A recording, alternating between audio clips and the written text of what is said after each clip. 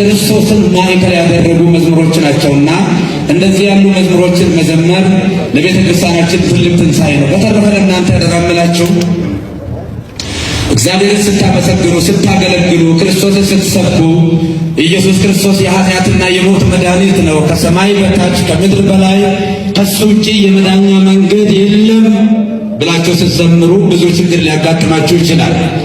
አሁን እንግዲህ ስለ ኢየሱስ ክርስቶስ ስትዘምሩ፣ ስታመሰግኑ ብዙ ችግር ሊያጋጥማችሁ ይችላል ማለት ምን ማለት ነው? እዛ ቀን ያስተማሩት ትምህርት ችግር እንዳለበትና ጥያቄ ሊያስነሳ እንደሚችል ያውቃሉ ማለት ነው እንጂ ኢየሱስ ክርስቶስን የምትሰብክ ቤተክርስቲያን፣ ኢየሱስ ክርስቶስን ሁሌ ሕይወቱ አድርጋ የምትኖር ቤተክርስቲያን እንዴት ኢየሱስ ክርስቶስ ተሰበከ ብላ ችግር ልትፈጠር ትችላለች?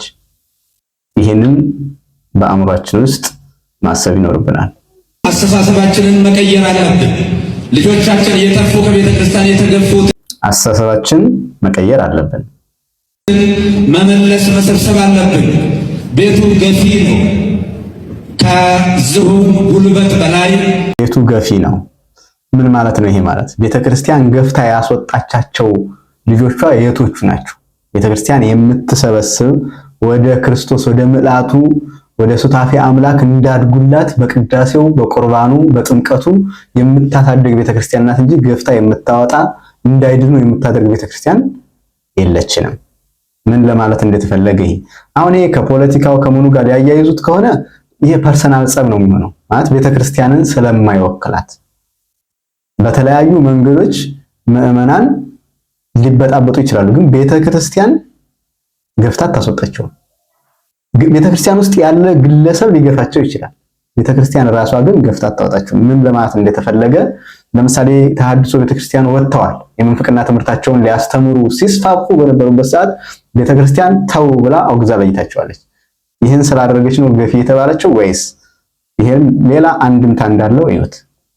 ከ20 ፈረስ ጉልበት በላይ በከፋ ጉልበት አገልጋዮቹን የሚገፋ ስለዚህ ይህችን ቤተክርስቲያን ለማገልገል ወደፊት ለመውሰድ እግዚአብሔር እኮ የሚለው ለዘመጻቤ እየሰደወ ያወጣፋ ወደ እኔ የመጣውን ወደ ውጭ አላወጣውም ነው የሚለውና ይሄ ቀሪ ዘመናችን ወንጌልን በስፋት የምንሰብክበት አሁን ብዙዎቻችሁ ምንም ያው ይገባቸዋል። ትናንትና እና አቡነ ተክለ ሃይማኖት በሰበኩት ታላላቅ አዋቂ ሊቃውንት በሰበኩት ዛሬ እኛን መኩራራት አንችልም። ወንጌል የከተማ ስብከት ሆኗል። ይህ ሃይማኖትም ከ4 ኪሎ ወይ ደግሞ ከአዲስ አበባ መውጣት ተስኖታል። ቤተክርስቲያናችን ከእግር እየሞተች ነው። ሞት የሚጀምረው ከእግር ነው ይላሉ ልምዱ ያላቸው ሰዎች እና ገጠር ላሉትም መድረስ አለብን መስበክ። እሺ ቤተክርስቲያናችን ከእግር እየሞተች ነው ምን ማለት ነው? ይሄስ ማለት እንቀጥላለን አለብን። የቤተክርስቲያን ሕልውና ወንጌል ነው። ቤተክርስቲያን ሕልውናዋን የምታስጠብቀው ትልቁ መሳሪያ የጌታችን የአምላካችን ኢየሱስ ክርስቶስን ቅዱስ ወንጌልን በመስበክ እንጂ ሌላ ምንም አጀንዳ የላትም። ተቀዳሚ ተልእኮ ወንጌል ነውና የሰጠንን ጌታ ዳዊት ልበ አምላክ ነው፣ ደግ ነው፣ መልካም ነው፣ የእምነት ሰው ነው። በጣም ዳዊት ምንም ነገር አይወጣለትም፣ እምነቱ ፍጹም ነው። ነገር ግን ያ ልበ አምላክ ተብሎ ብዙ የተባለለትና የተዘመረለት ዳዊት በሚሞትበት ሰዓት አንደኛ መጽሐፈ ነገሥት ምዕራፍ 3 ላይ ስታዩ ምን አለው ልጁ ሰለሞን? ልጄ ሰውን ጥበበኛውን አዋቂውን በእግዚአብሔር መንገድ ሂድ ብሎ ከመከረ በኋላ ይሄ ኢዮአብ ያደረገኝን ታውቃለህ። አያችሁት? የፍጡር ጭካኔ። ኢዮአብ ያደረገኝን ታውቃለህ። ሽበቱን በሰላም ወደ መቃብር አታውርደው፣ አንተ እንደ ጥበብ አድርግበት። ግደለው ነው። መልአከ ሞት አንጃቦበት እስኪ እገሌን ግደለው ይባላል? አይባልም። ዳዊት ግን ምንም ቢሆን ፍጹም አይደለምና ለልጁ ግድያን አስተምሮ ነው ግደል ብሎ ነው የሞተው። ይህ እኛ የተማርነው ዳዊት ልጁን ሰሎሞንን እግዚአብሔርን መፍራት አስተምርሃለሁ እያለ ጥበብን እንዳስተማረው ተምረናል። ነገር ግን የሰው ልጅ በምድር ላይ ሲኖር ከፍና ዝቅታ ይኖርበታል። ዳዊት ብዙ ኃጢአትን ኮሚት አድርጓል፣ ብዙ ኃጢአት ሰርቷል። ነገር ግን ዳዊት የንስሐ ሰው ነው። ስለዚህ የንስሐ ሰው ከሆነ በኋላ ለመማሪያ ዘንድ ሕይወታቸው ይመጣል፣ ይቀርባል። እሳቸው በተረኩት መልኩ ግን ግድያን አስተማረ ተብሎ መደምደሚያ አይሰጠውም። መጨረሻ ላይ ንስሐንም ስላስተማረ ማለት ነው። በቀኙ የተሰቀለው ፈያታዊ ዜማንን ታስታውሱታላችሁ? ፈያታዊ ዜማን ሉቃስ 23 ቁጥር 39 ላይ ያለው ተዘከረኒ እግዚኦ አመ ትመጽእ በመንግሥትከ። በጣም ነው የሚወደው ይሄን ሰው። እኛ በእንደዚህ አይነት መከራ ተይዘን ሳለን በውኑ እግዚአብሔርን አትፈራውምን? እኔና እናንተ የሚገባንን ቅጣት ተቀብለናል። ይሄ ግን እኮ ኃጢአት የለበትም። ማን ገለጸለት? ማን ነው ልቡን ያበራው? ማን ነው አይኑን ያበራው? ሌላ ነገር አይደለም። ሰማዋ አባት የሚያደርጉትን አያውቁምና ይቅር በላቸው የሚለው ቃል ነው። ሌላውን ድርሰት ተረተውት ሌላውን ድርሰትና ተረተውት። ቤተክርስቲያን ከዚህ የዘለለ ስለ ፈያታዊ ዜማን ምን ትላለች? ስለዚህ ስለ ፈያታዊ ዜማን ሌሎች የሚነገሩ የቤተክርስቲያን ትምህርቶችን ነው ተረት፣ ድርሰት ጠቅ ማድረግ የተፈለገው እንጂ የስብከቱ ዓላማና የዚህ የዕለተ ዓርብ ማዕከላዊ ነገር ምን ሆነና ጉዳዩ ፈያታዊ ዜማን ኢየሱስ ክርስቶስ እንደዛ መከራ ሲቀበል እኛ በኃጢአታችን ነው ሲሉ ብዙ ተአምራትን አይቷል። ከዋክብትም ሲረግፉ፣ ሙታን ሲነሱ፣ ጨረቃም ስትጨልም፣ ደም ስትመስል፣ ፀሐይ ስትጨልም ብዙ ተአምራትን አይቷል። ኢየሱስ ክርስቶስም የሚያደርጉትን አያውቁምና ይቅር በላቸው ሲል ብዙ ነገርን ተምሯል በዛች አጭር ጊዜ ውስጥ። ቤተክርስቲያን ከዚህ የተለየ በፈያታዊ ዜማን በኩል ምን ክደትና ተረት ኖሯት ነው ሌላውን ተረትና ድርሰት ተውት ማለት ሌላ ነገር አለ ማለት ነው። አሁን ምን አመጣው ይሄን?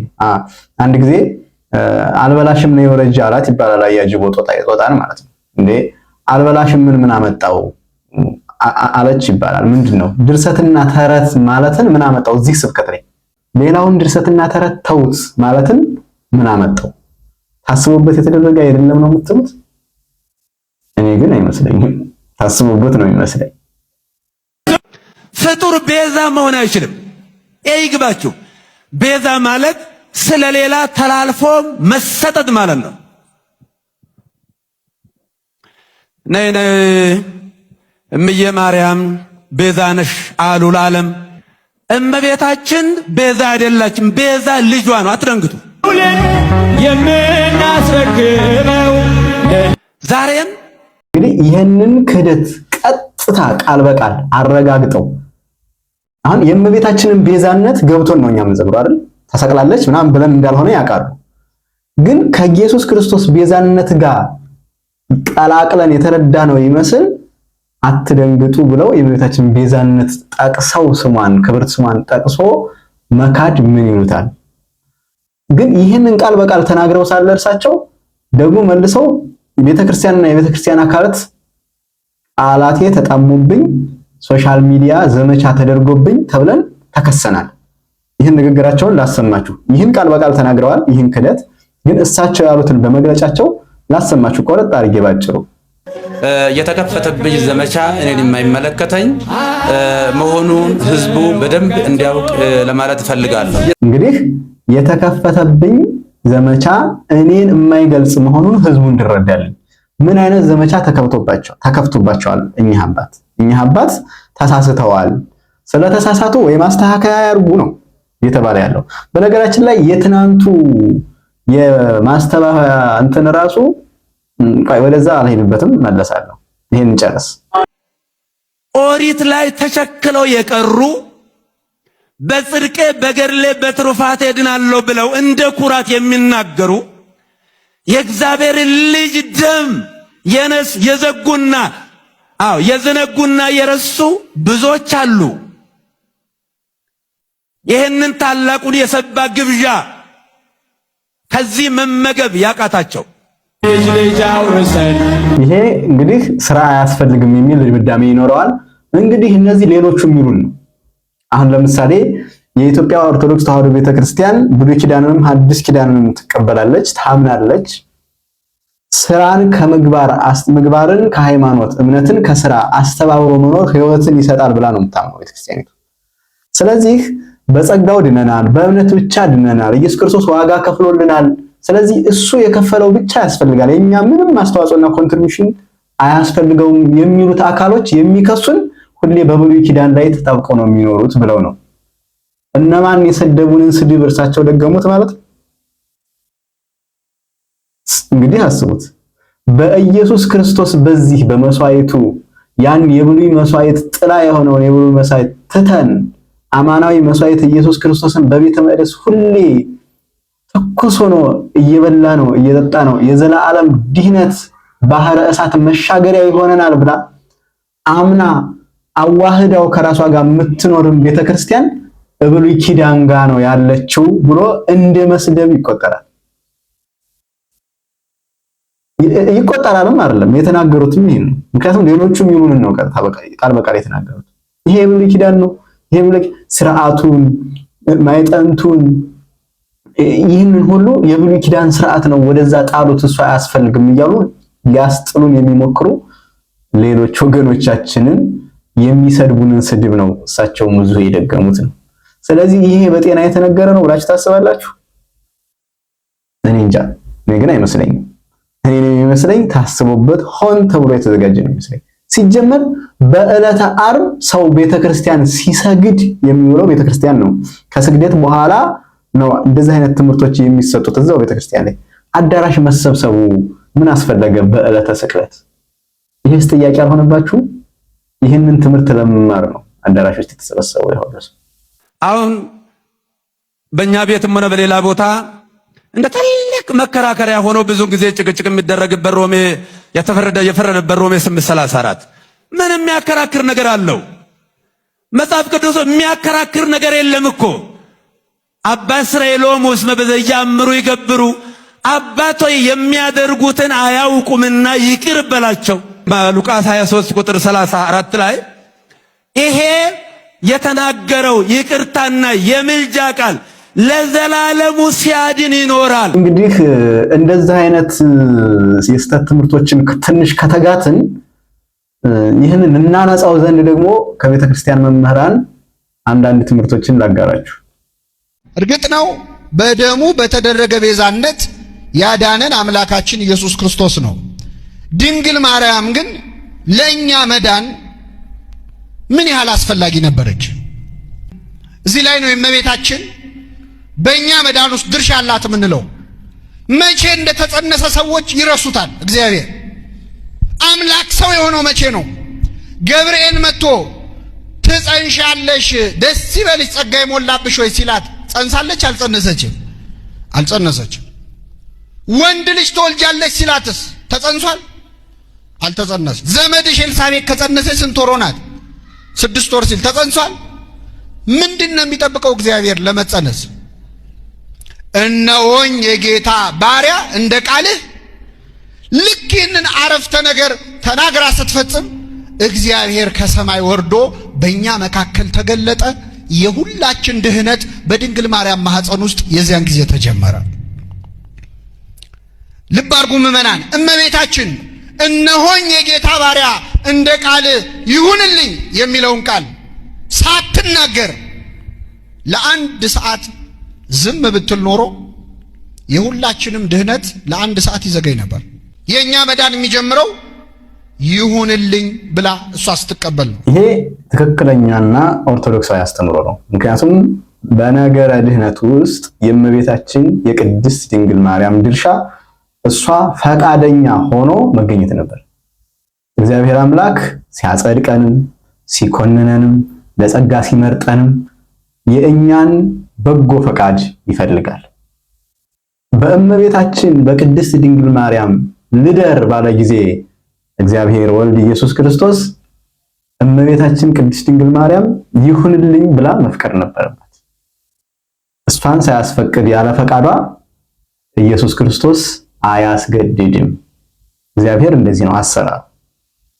ፍሪ ዊል ሰጥቷል፣ ነፃ ፈቃድ ሰጥቷል። ነፃ ፈቃዷ አላት።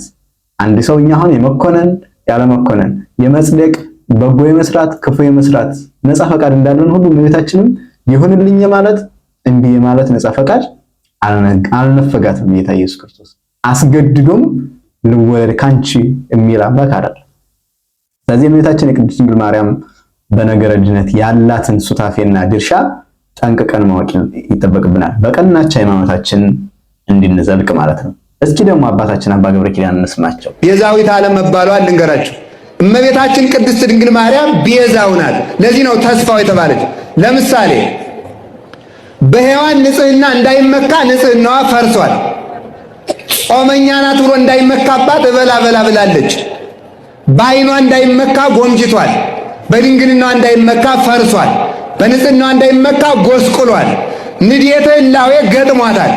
ስለዚህ ምን ይደረግ ነው? ማንን ነው ተስፋ የሚያደርገው? እሺ እግዚአብሔርን ተስፋ ያደርጋል። ትክክል።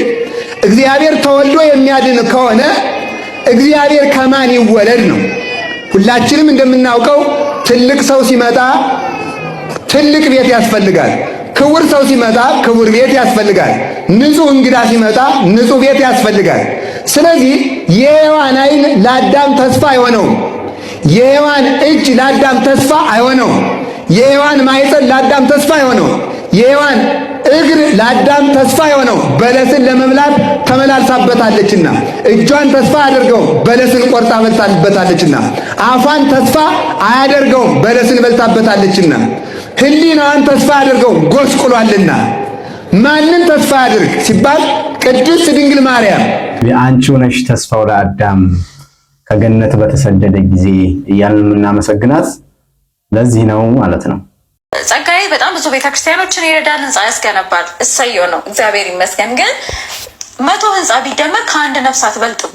የመጀመሪያው ቪዲዮ እሱን እኛ ምናልባት ተመልካቾች ከላይ እናስቀምጥላችኋለን። እኛ ነበር የለቀቅነው፣ በወቅቱ ነበር እንደ ሚዲያ ተጋብዘን ሄደናል። እና ስንሄድ ምንድነው አጠቃላይ ፍኖተ ጽድቅ መዋቅር እንትን ሆኗል፣ ወደ መዋቅር ጨርሷል። የቴሌቪዥን ለቴሌቪዥን የሚያበቃውን መዋቅር ጨርሶ በቤተክርስቲያኒቱ ስርዓትና ደንብ ለመመራት ዝግጁ ነውና ኑና ይሄን ነገር ተመልከቱ። በወቅቱ በጣም እየሰራ ነበር። ፍኖተ ጽድቅ ላይ ሄድን። ስንሄድ አቶ ጸጋዬ ያደረጉትን በጎ ስራ ነበር ዘገባው የነበረው በአጠቃላይ። ከዛ በዛ መሀል እኛ እንደውም ፋይናል መጨረሻ ላይ አቋርጠን ወጣን። መምህር ያደርጋል ምንድን ያለው በጣም ከባድ እንትን ነው። ፍኖተ ጽድቅ ላይ ብዙ ምዕመናን ጥርጣሬ ያላቸው፣ እንዴት እንመን እያደረገ ያለው ፍጹም ኦርቶዶክሳዊ አይደለም። ቅድም ያልሽውን ህንፃዎችን ይገነባል፣ ቤተክርስቲያኖችን ያንጻል። 100 ህንፃ አንድ ላይ ቢደመር አንድን ነፍስ አያድንም። ትክክል ነው። እሱም ያለበት ኮንቴክስት ማለት ነው። በወቅቱ እምነት አዲስ ወርቁ ቅድም የጀመርኩትን ነገር ጨርስልሽና በአካልን ተገናኝተን ነበር በቅርብና ኮምፕሊትሊ በቃ እንዳቃታቸው ነው። በቃ ምንም ሰውየው መመለስ አይፈልግም። በፊት ታድሶ ውስጥ የነበረ ሰው ነው። ከዛ ወደ ኦርቶዶክስ እመለሳለሁ አለ። አሁንም በፍጹም መመለስ አይፈልግም። በቃ እያንዳንዱ በቃ ታጥቦ ጭቃ እየሆነብን ነው። እንሰራለን ተመልሰን ወደዛ ነው፣ እንሰራለን ተመልሰን ወደዛ ነው። ነገረ ድህነት ላይ እነ መምህር ኢዮብ ይመኑ፣ እነ መምህር ምትኩ አበራ፣ እነ መምህር ታደሰ ወርቁ፣ እነ መምህር ተስፋዬ ሞሲሳ ቁጭ ብሎ ፍኖተ ጽድቅ ውስጥ ያሉ መምህራንን እንዳለ ሲያስተምሩ ነበር። እያንዳንዱን ነገር ይሄ አካሄድ ይሄ ነው ብለው በጣም ደክመዋል። ግን የነዚህ መምህራን ትምህርት እንዳለ ማንም ሊቀበሉ ፈቃደኛ አልሆነም። ቢቀበሉትማ ዛሬ የብፁዕ አቡነ ገብርኤል መልእክት እዛ ላይ አይጫንም ነበር። ይሄ ሁሉ በፊትም ሲባል የነበረ ነው። መምህራችን ያረጋል አበጋዝ እባካችሁ ብሎ ተማጽኗል። ይሄ የቤተ ክርስቲያን ስጋት እንደሆነ፣ ለቤተ ክርስቲያን ጸር የሆነ ተቋም እንደሆነ በፊትም ይጠረጠራል፣ አሁንም እያረጋገጡልን ነው። ስለዚህ ኖርማሊ የተደራጀ ከጀርባ ተልእኮ ያለው በዚህ በኩል በገንዘብ በኩል ገብቶ የቤተክርስቲያኒቱን ትምህርት ሊንድ የተዘጋጀ ተቋም መሆኑ ያው እየገፋ መጥቷል፣ እየለየለት መጥቷል ማለት ነው። ቤዛነትን በተመለከተ መለመን፣ ምልጃን በተመለከተ መታመም፣ መሞትን በተመለከተ እስኪ ቤዛነትን ከአንድ መምህር እንስማና በደንብ ምክንያቱም ለሳቸው ለጳጳሱ መልስ ስለሚሆን አንደኛ በቤዛነት ዙሪያ፣ ሁለተኛ ደግሞ በልመና ዙሪያ በምልጃ ዙሪያ ያነሱት ሐሳብ አለ አይደለ? ከቅድሙ ቪዲዮ እሱንም ስለሚመልስ ይሄን ቪዲዮ ተመልከቱት። ሰገደ ሲል ሰጋጅ ነው፣ ተራበ ሲል ራብተኛ ነው፣ ጾመ ሲል እንደዚህ ጾመኛ ነው ምናምን እያልን አይደለም የምንናገረው። እነዚህ ሰገደ፣ ጾመ፣ ተራበ፣ ተጠማ፣ ደከመ፣ ተሰቃየ በአጠቃላይ የሚተረጎሙት ከቤዛነት አንጻር ነው። ስለሱ አይደለም። የሰገደው ስለማ ሲባል ስለኛ። እያደመጣችሁ አይደለም? እየሰማችሁ ነው? መልሶ ታዲያ ስለማ ሰገደ? ኢየሱስ ሰጋጅ ነው ወይስ እኛ ነን ሰጋጆቹ? ኢየሱስ ለአብ ሰግዷል ይላል መጽሐፍ። ሰግዷል ይላል አይልም? ይሄ እንድትመልሱ ይላል መጽሐፉ ይላል። ግን ሰግዷል ሲል አንድ ፍጡር ለአምላክ እንደሚሰግደው ማለት አይደለም። ምንድነው ነው ያልኩት? የመጣው ለቤዛነት ነው አላለም? አንዱ የመጣው ለቤዛነት ነው፣ ሁለተኛ የመጣው ለአርአያነት ነው። ሰገደ ሲባል ስገድ የሚለውን ለማመልከት ነው። ቅድም አምላኬ ያለ ሲል አምላክ ኖሮት አይደለም። አምላኬ በል በመከራ ጊዜ አርአያነት አላለም? ሰገደ የሚለውም አምላክን አምልከው ተገዛለት አርአያ እየሆንኩ ነው። አንድ ሁለተኛ አንተ ልትሰግድ የሚገባ ስግደት ስለ አንተ ቤዛ ሆኜ እየሰገድኩ ነው። ስለኛ ነው ማለት ነው። እየሰማችሁ ነው ለምናገረው። ሰግዷል ግን ስለማን ነው የሚተረጎመው? ስለማን ነው? ተጠምቋል ግን ስለማን ነው የሚተረጎመው? ስለኛ። ተርቧል ግን ስለማን ነው የሚተረጎመው? ተሰቅሏል ግን ስለማን ነው? ስለኛ። ስለሱ አይደለም። ይሄ የሚሰቀል ይሄ የሚሞት እያልን አንናገርም ማለት ክርስቶስ ስለኛ ስለሞተ ምውት አይባልም ብያቸዋለሁ ባለፈው። ምውት አይስማማውም ይሄ። ለዚህ ነው በመቃብር ላይ ያሉ መላእክቱ ትንሣኤውን ለማየት የመጡት ወደ መቃብሩ ጋር የመጡት ቅዱሳት አንስትን እዛ አካባቢ የነበሩትን ምንድን ነው ያሉት? ሕያውን ከሙታን መካከል ስለምን ትፈልጉታላችሁ? ለምንድን ነው እንደዚህ ያሉት? የሐዋርያት ሥራ ምዕራፍ 3 ቁጥር 15 ላይ ተናግሬያለሁ ባለፈው። የሕይወትን ራስ ገደላችሁት ነው የሚለው። እሱ የሕይወት ራስ ነው፣ ምንጭ ነው ማለት ነው። ስለዚህ ገደላችሁት ያለው ምንድን ነው? ስለኛ ያደረገውን ነገር ነው የሚመለከተው። በመሞቱ ምክንያት ምውት ነው አይባልም ማለት ነው፣ ስም ሆኖ ማለት ነው። ያልተረዱት ወገኖች ቤዛነት ማለት በዚህ ልክ ነው።